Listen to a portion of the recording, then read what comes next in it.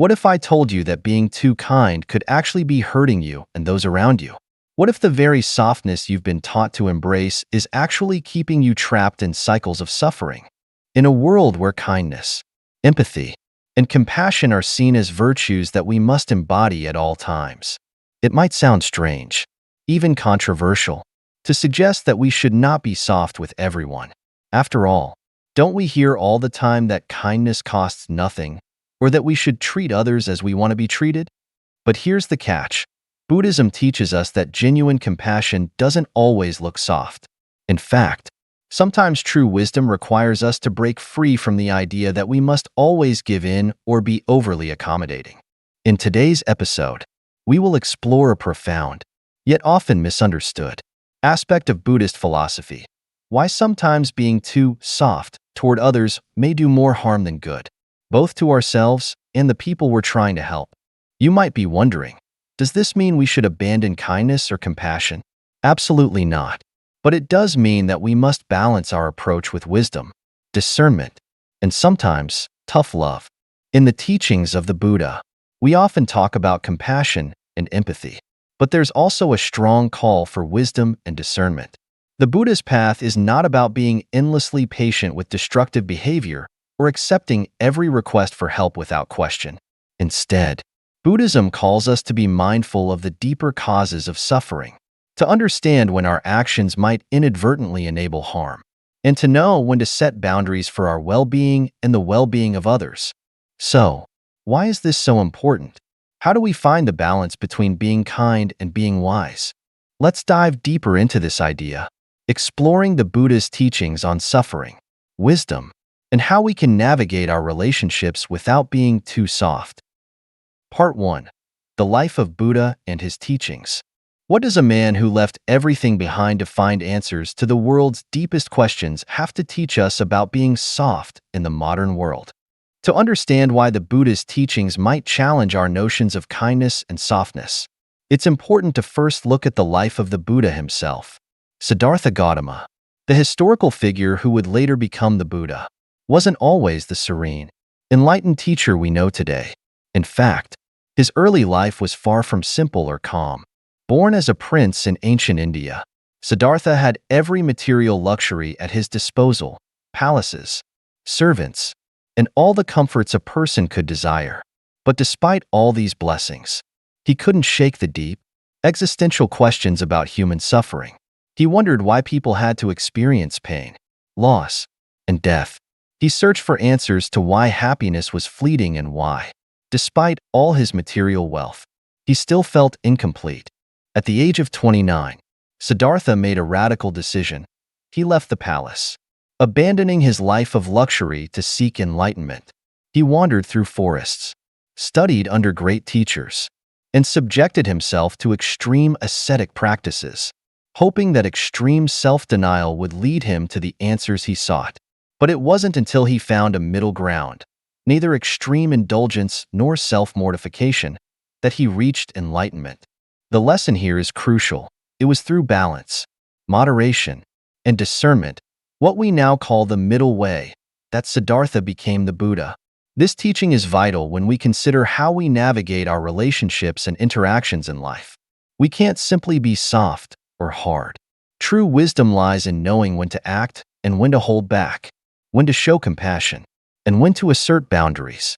The Four Noble Truths. Buddha's realization that excessive indulgence and excessive austerity both lead to suffering gave rise to the Four Noble Truths, which form the cornerstone of Buddhist teachings.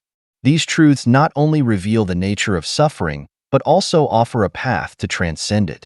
Here's how they relate to our discussion on being soft to everyone. 1. The truth of suffering. Buddha's first truth is the recognition that suffering is a natural part of life. But here's the catch. Suffering isn't always alleviated by being nice to everyone. Sometimes, we must confront suffering head-on to understand its causes and break free from its grip. 2. The cause of suffering. Buddha identified craving and attachment as the root causes of suffering. If we are constantly attached to the need for approval, validation, or avoiding conflict, we perpetuate suffering in ourselves and others. This is where being soft can become a form of attachment. We may be too focused on pleasing others or maintaining peace, rather than addressing the real issues at hand. 3. The cessation of suffering. Buddha's third truth offers hope. Suffering can be overcome. However, overcoming suffering requires wisdom and discernment. It means understanding that sometimes kindness must be tempered with wisdom and boundaries. 4. The path to the cessation of suffering. The Eightfold Path. Buddha's guide to ending suffering emphasizes right speech, right action, and right effort, all of which require a balanced approach. This isn't about avoiding difficult situations or being endlessly soft. It's about acting skillfully, with clarity and compassion. The role of wisdom. Buddhism doesn't advocate for blind kindness. In fact, much of Buddha's teachings are about developing wisdom to see things as they truly are. The Buddha didn't just show kindness to everyone unconditionally. He taught people how to cultivate understanding, wisdom, and compassion in a way that addresses the root causes of suffering, rather than merely soothing the symptoms. In the next part, we will explore the Eightfold Path in more detail and how it can guide us in making wise decisions in our interactions with others, knowing when to show compassion and when to assert ourselves. Part 2. The Eightfold Path and the balance between softness and wisdom. In a world that often asks us to choose between kindness and strength, Buddha's Eightfold Path shows us that wisdom lies in the balance. But how do we apply this balance in our relationships and daily lives? The essence of the Eightfold Path. The Buddha's Eightfold Path is a comprehensive guide to leading a life free from suffering. It's not just a set of ethical rules, it's a way of cultivating wisdom, discipline, and compassion. While it's easy to think that kindness or softness alone can solve all of life's problems, the Eightfold Path teaches us that true compassion must be informed by wisdom. This wisdom helps us know when to show gentleness and when to set firm boundaries. Let's break down each of the Eightfold Path's components and see how they relate to the idea of balancing compassion with discernment. 1. Right view. Right view is about understanding the Four Noble Truths and seeing the world clearly. It's about seeing things as they truly are, without illusion. In the context of our relationships, right view means seeing others' needs and suffering clearly, but also recognizing that we cannot always fix things by being overly accommodating. Sometimes, the most compassionate action is to let someone face the consequences of their actions, or to set a boundary that protects your own well-being. 2. Right intention. Right intention is about cultivating intentions that are rooted in kindness, compassion, and harmlessness. When it comes to being soft, right intention helps us understand that we should never act out of a need for approval or fear of conflict. Instead, our actions should come from a genuine desire to help others, even if it means offering tough love or setting boundaries. 3. Right speech. Right speech emphasizes the importance of truthful, kind, and mindful communication. While being soft can sometimes mean avoiding confrontation, right speech urges us to speak honestly and compassionately, even if it's uncomfortable. Sometimes, the kindest thing we can do is to speak the truth, especially when it challenges someone's harmful behavior. 4. Right action. Right action encourages us to act ethically, refraining from harming others and living in a way that supports the well-being of all. In our relationships, right action means we must not only be gentle with others, but also act in a way that doesn't enable destructive behaviors. Setting boundaries is an important aspect of right action. It's not about being harsh, but about ensuring that we are not complicit in someone's harmful actions. 5. Right livelihood. Right livelihood is about choosing work that aligns with our ethical values. In the context of relationships, right livelihood means choosing environments and people who support our growth and well-being. If we find ourselves in situations where we feel pressured to be excessively soft or to enable others' unhealthy behaviors, it may be time to reconsider those relationships or situations. 6. Right effort. Right effort involves cultivating wholesome qualities and abandoning unwholesome ones. In the context of our interactions, this means making an effort to be mindful of our actions and reactions. It's not about being soft all the time, but about putting in the effort to respond skillfully, with balance and wisdom, rather than just reacting out of habit or convenience. 7. Right mindfulness. Right mindfulness involves being fully present and aware in the moment, observing our thoughts, feelings, and actions without judgment. When we are mindful, we can assess each situation with clarity and discernment. This helps us understand when to be soft and when to assert ourselves.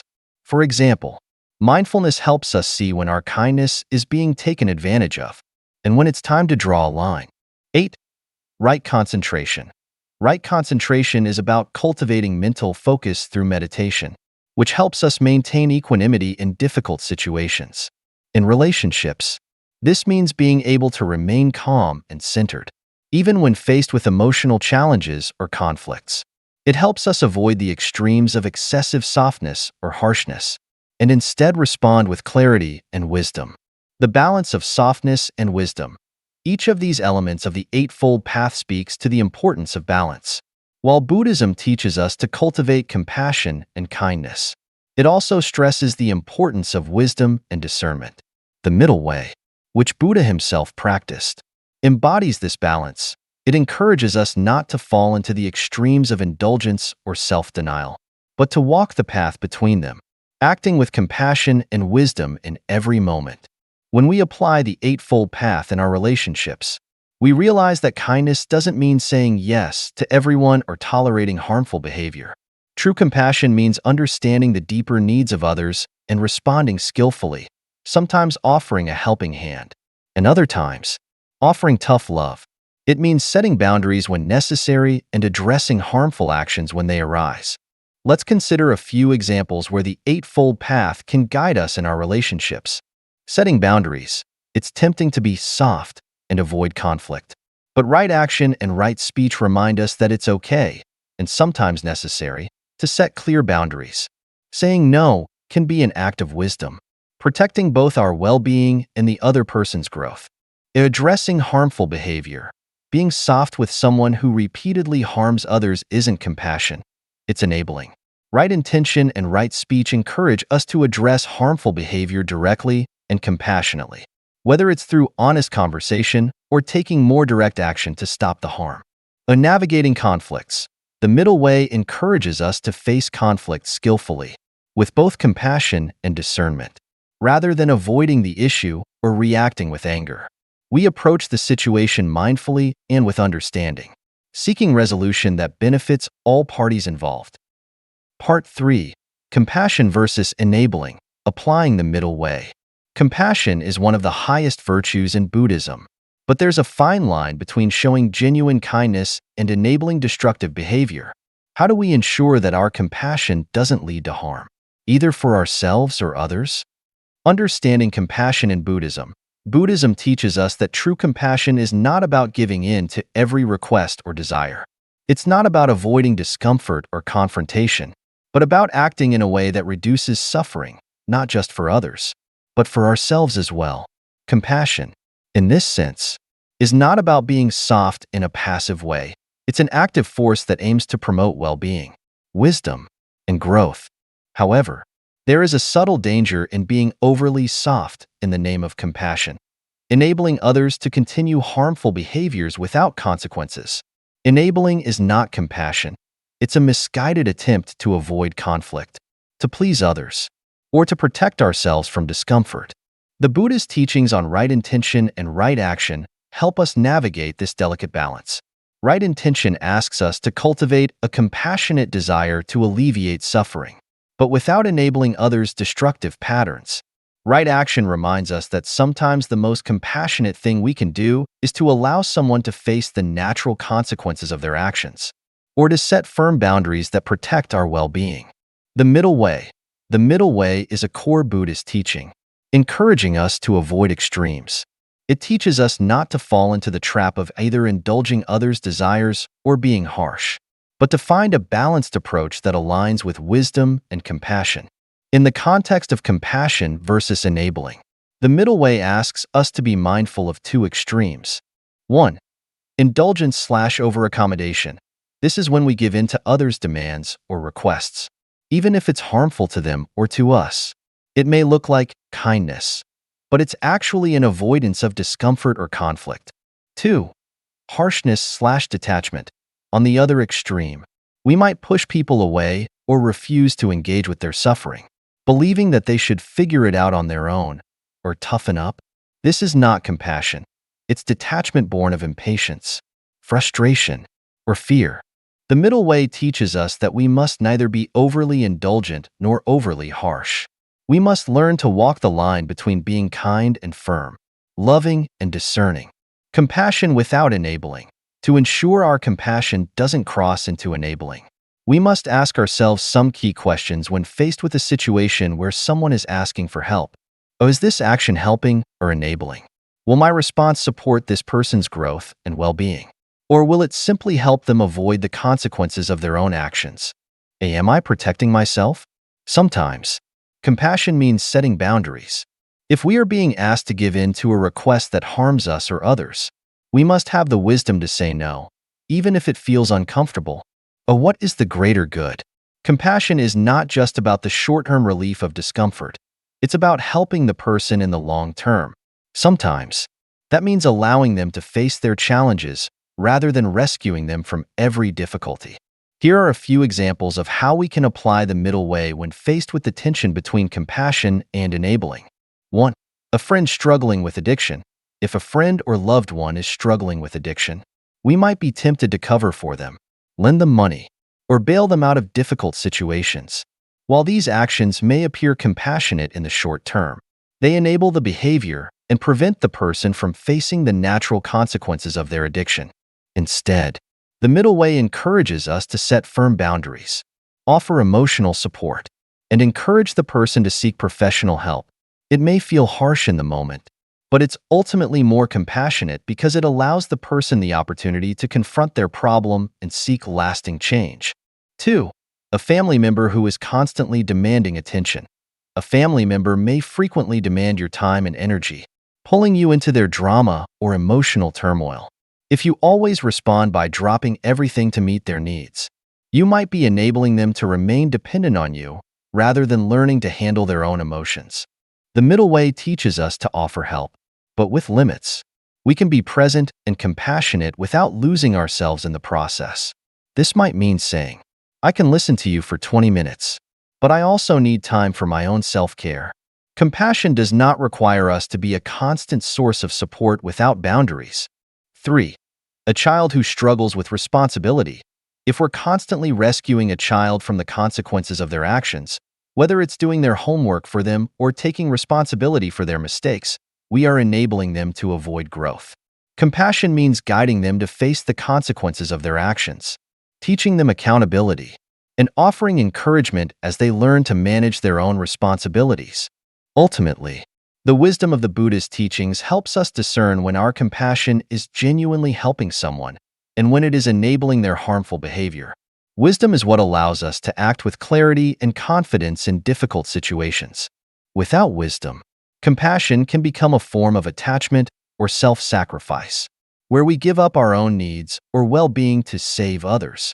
But when our actions are informed by wisdom, we are able to help others in ways that support their growth, development, and spiritual journey.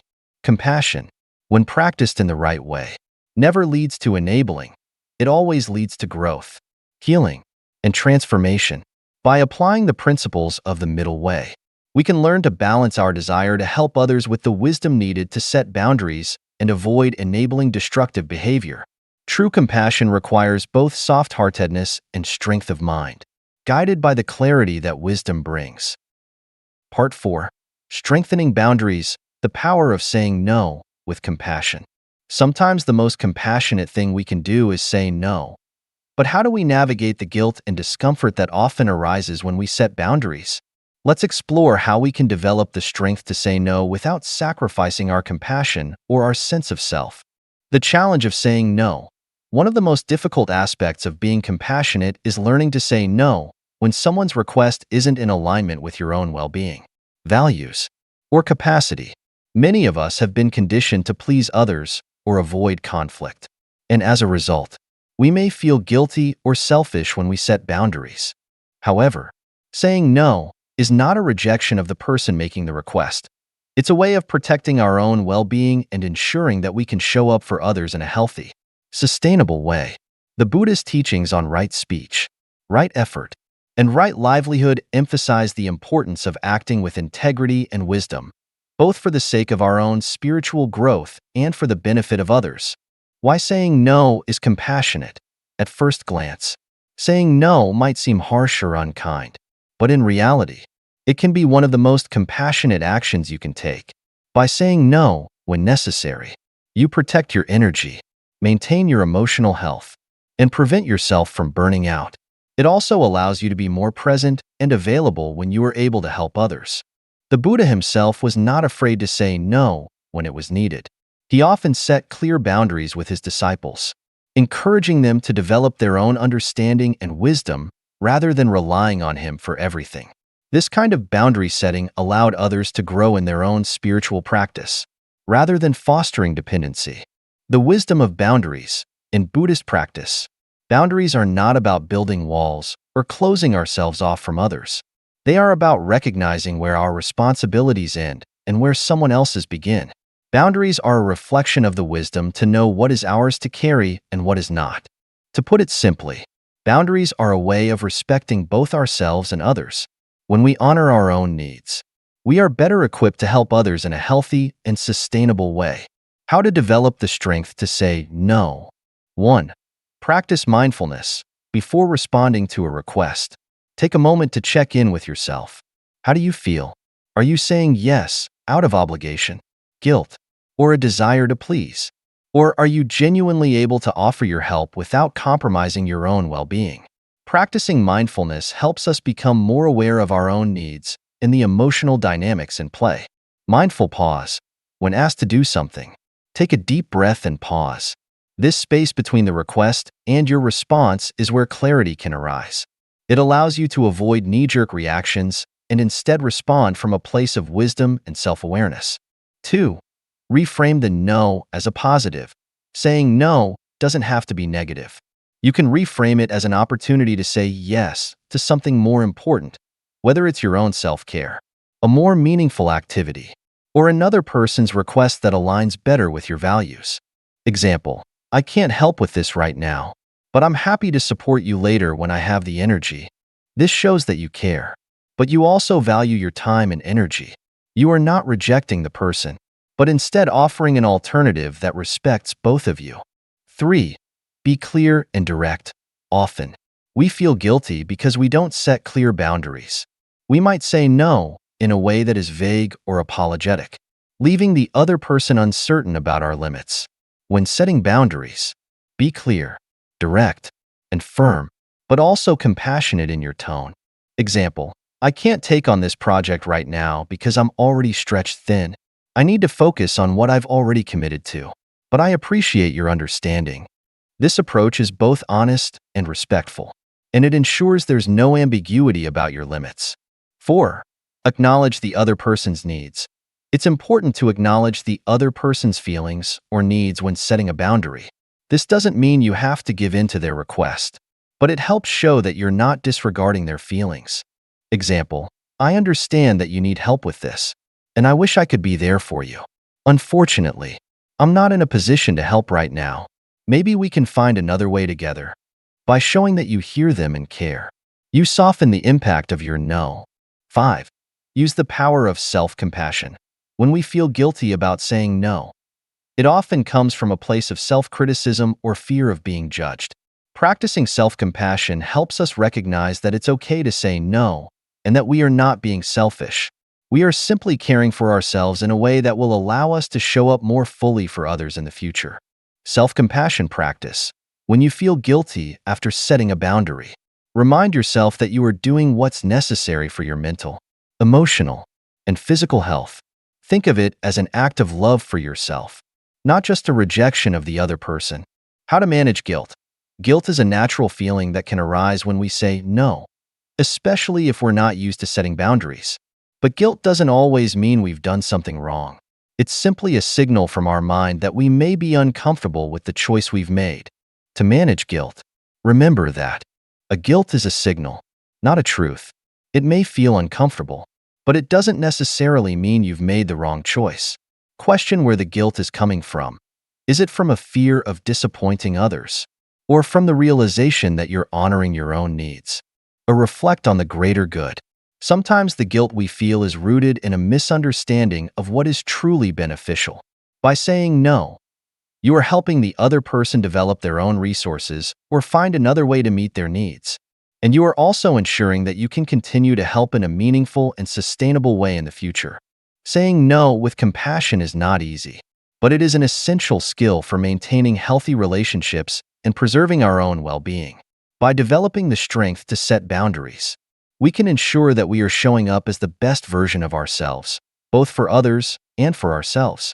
True compassion is not about saying yes to everything, but about being wise and discerning in how we offer our energy and time.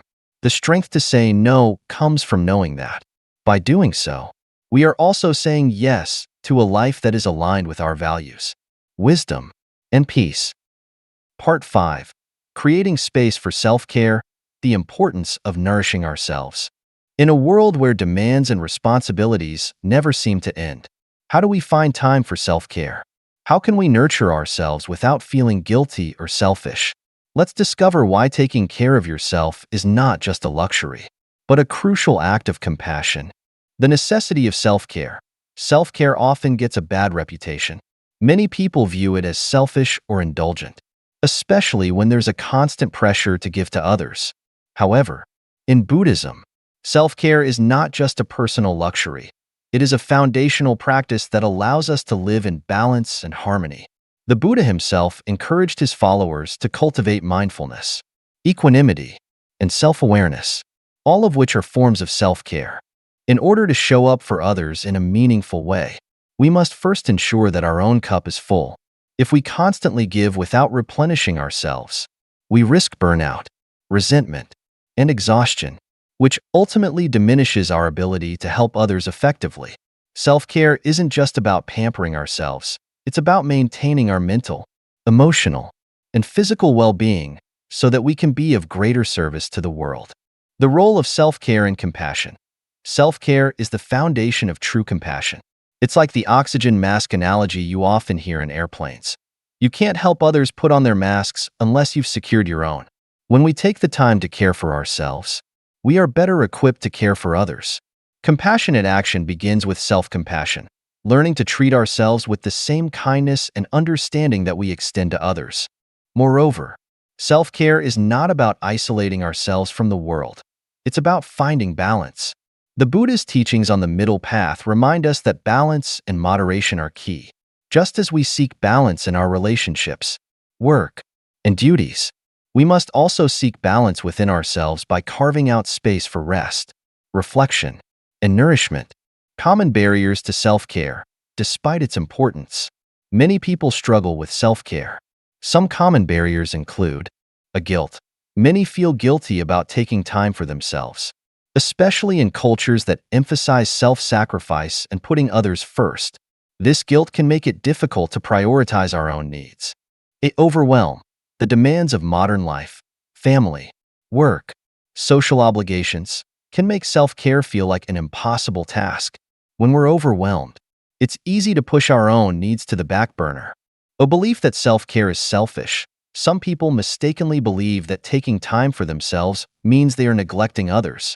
However, neglecting our own needs only leads to resentment, stress, and burnout, which ultimately affects those around us.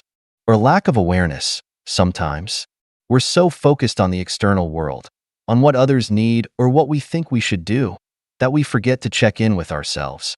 We lose touch with what our body and mind truly need. The Buddhist perspective on self-care. Buddhism provides a valuable perspective on self-care. The Buddha taught that true happiness comes from within and can only be cultivated through inner peace and self-awareness. Practices like meditation, mindful breathing, and self-reflection are all forms of self-care that nourish our body and mind. A meditation is self-care. Meditation is one of the most powerful tools for cultivating inner peace and self-awareness. It allows us to connect with our inner selves, process emotions, and release stress. Through regular practice, we can develop a deeper understanding of our thoughts and feelings, creating a solid foundation for self-compassion and empathy. And mindfulness in daily life. Mindfulness or the practice of being fully present in the moment, is another essential aspect of self-care. When we are mindful, we are able to notice when we are overexerting ourselves and when we need rest. It helps us listen to our body and emotions, so we can make informed choices about what we need. How to integrate self-care into daily life. Self-care doesn't have to be a grand gesture or a time-consuming practice. In fact, small, consistent actions are often more effective than sporadic indulgences. Here are some ways to integrate self-care into your everyday life. 1. Create daily rituals. Establishing small rituals, like a morning meditation or an evening walk, can provide a sense of grounding and peace. These rituals don't need to be long. Even 5 to 10 minutes can make a huge difference in your mental and emotional well-being. 2. Practice mindful breathing. Take a few moments throughout the day to pause and practice mindful breathing. Focus on your breath and let go of any tension in your body. This simple act can quickly reduce stress and help you reconnect with yourself. 3. Nourish your body. Eating healthy, drinking enough water, and getting sufficient sleep are all fundamental aspects of self-care. When we neglect our physical needs, it can affect our mental and emotional state as well. Take time to nurture your body with nutritious food, exercise, and rest. 4. Set boundaries. As we discussed earlier, setting boundaries is a vital part of self-care. Be mindful of your energy and know when to say no to protect your well-being. Creating space for yourself ensures that you have the strength to help others when you are able. 5. Engage in joyful activities. Make time for activities that bring you joy and fulfillment. Whether it's reading, spending time with loved ones, or engaging in a creative pursuit, doing things you love nourishes your spirit and revitalizes you. 6. Reflect on your needs. Take regular moments to reflect on how you are feeling, physically, emotionally, and mentally. Checking in with yourself helps you stay aware of any imbalances or areas where you may need extra care or attention. When we prioritize self-care, we not only nourish ourselves, but also become better equipped to help others. Taking care of our own needs makes us more present, patient, and empathetic in our interactions with others. It allows us to give without depletion, offer support without resentment, and engage in relationships from a place of strength rather than exhaustion. True compassion flows from a well-cared-for heart. By regularly engaging in self-care practices, we replenish our capacity for compassion, making it easier to respond to others with kindness and understanding. Self-care is an investment, not just in ourselves, but in the world around us. Self-care is a vital aspect of spiritual growth and compassionate living. It is not a selfish act, but a necessary one for maintaining balance and harmony in our lives. When we take time to care for ourselves, we are better able to show up for others, offering love and support from a place of strength and wholeness. As the Buddha taught, we must care for our own mind and body with the same love and respect that we show others. In doing so, we become more effective instruments of compassion in the world. Part 6. Sustaining compassionate living. How to stay grounded in your practice. Living a life of compassion is not a one-time decision. It's a continuous practice. But how do we maintain this practice, especially when life's challenges seem overwhelming? Let's explore how to stay grounded in compassion and keep our hearts open, no matter what comes our way. The continuous practice of compassion. Compassion is not a destination, but a journey. It's something we must nurture and cultivate every day, much like a plant that requires regular watering and care to grow. The moment we stop practicing compassion is the moment we begin to lose sight of our true nature. As with all spiritual practices, it requires consistency, patience, and dedication. In the Buddhist tradition, we learn that compassion is cultivated through the practice of the four immeasurables, or four Brahmaviharas: loving kindness, metta, compassion, karuna, empathetic joy, mudita, and equanimity, upekkha. These qualities are the foundation of a compassionate heart, and through daily practice, we can develop them within ourselves. They help us meet the world with a sense of openness and willingness to respond to suffering, both our own and that of others. While it may seem challenging to maintain a compassionate mindset all the time, remember that even small acts of compassion accumulate and contribute to the overall quality of our life. Each time we choose kindness, even in small ways, we are reinforcing our capacity for love and understanding. Facing life's challenges with compassion. Life is full of challenges, stressful situations, conflicts, personal suffering, and setbacks. These moments can test our commitment to compassion. It's easy to get caught up in our own emotions, especially in difficult times, and forget the importance of staying grounded in our values. But the truth is, our challenges provide the greatest opportunity to practice compassion. The Buddha taught that suffering is an inherent part of life. It's not something to be avoided or resisted, but something to be understood and embraced. The Four Noble Truths reveal that suffering exists, that it arises from attachment and ignorance, and that through right understanding and practice, we can transcend it. By recognizing the transient nature of pain and the impermanence of all things, we can maintain an equanimous mind, even in the face of adversity. When we face difficulties, it's crucial to pause and reflect before reacting. Instead of letting anger, frustration, or fear take over, we can practice mindfulness and recognize the opportunity for growth. Self-compassion is particularly helpful during tough times. When we are gentle with ourselves, we create space for healing, which then allows us to extend the same gentleness to others, building a strong foundation for compassion. To sustain compassion over time, we need a strong foundation of practices that help keep us connected to our true nature. This foundation is built on three key elements: mindfulness, reflection, and community. 1. Mindfulness. Mindfulness is the practice of being fully present in the moment, without judgment. By staying mindful, we become aware of our thoughts, feelings, and actions, and how they impact ourselves and others. This awareness allows us to act with intention rather than react impulsively, creating space for compassionate choices. Daily mindfulness practice. Set aside time each day to practice mindfulness, whether through meditation, mindful walking, or simply paying attention to your breath. By doing so, you train your mind to be present and aware, which strengthens your ability to respond to life with compassion. 2. Reflection. Regular self-reflection helps us stay grounded in our values. When we take time to look inward, we can assess how well we're practicing compassion in our daily lives. Reflection allows us to recognize areas where we need growth and to appreciate the progress we've made. Journaling. Consider keeping a daily journal where you reflect on your actions and thoughts. Write about how you responded to different situations and whether your response aligned with compassion.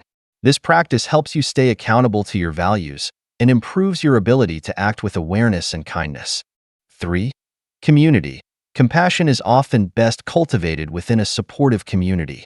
Whether it's a group of friends, a meditation group, or a sangha, spiritual community, being around others who share similar values encourages us to stay on the path of compassion. Community provides a safe space for learning, growth, and mutual support. Sangha support. Being part of a sangha or community can provide both accountability and inspiration. When you connect with others who are also committed to compassionate living, you can share insights, challenges, and encouragement. Community can be an anchor when you feel lost or disheartened. Overcoming burnout. Compassion fatigue or burnout can happen when we give too much of ourselves without replenishing our energy. It's crucial to recognize the signs of burnout early, such as exhaustion, frustration, and emotional detachment, and to take proactive steps to address it. This is where self-care becomes essential. As we discussed earlier, if we want to continue to extend compassion to others, we must first take care of ourselves. Another helpful strategy is setting boundaries. Boundaries are not about shutting others out. They are about protecting your energy and ensuring that you don't overextend yourself. Saying no when necessary is an act of self-compassion, allowing you to conserve your emotional resources and stay present for those who truly need you. Staying grounded in compassion. To stay grounded in compassion despite life's ups and downs, remember the following. 1. Compassion is a practice, not a perfect state. There will be moments when you fall short or feel disconnected. That's okay. The key is to return to your practice with humility and patience for yourself. 2. Cultivate a compassionate mindset. Compassion isn't just about actions, but also about mindset. The way we think about ourselves and others influences how we interact with the world. Practice seeing others through the lens of compassion, understanding that everyone is struggling in some way, even if it's not visible. 3. Recognize the interconnectedness of all beings. The Buddhist concept of interdependence teaches us that we are all connected. Our actions, thoughts, and words have an impact on others, and theirs on us. By recognizing our interconnectedness, we can deepen our sense of responsibility for the well-being of others. 4. Allow yourself to be human. Compassion doesn't require perfection. It requires openness. Allow yourself to feel emotions, make mistakes, and learn from them. Be kind to yourself when you struggle, and don't judge yourself harshly. Sustaining a compassionate life requires consistent practice, reflection, and a commitment to self-care. Compassion isn't something that happens once and then fades. It's a daily choice to respond to the world with kindness, empathy, and understanding. By building a foundation of mindfulness, self-awareness, and community, we can stay grounded in our practice and continue to grow in compassion, no matter what challenges we face. As we cultivate compassion for ourselves and others, we create a more peaceful and harmonious world for all. As we conclude this exploration into the essence of compassion, remember that compassion is not just a concept to understand. It's a way of living, a path that we can choose to walk each day. By integrating mindfulness, self-care, and the teachings of the Buddha into our daily lives, we can transform ourselves and the world around us. May we all continue to walk the path of compassion, with open hearts and clear minds, for the benefit of all beings.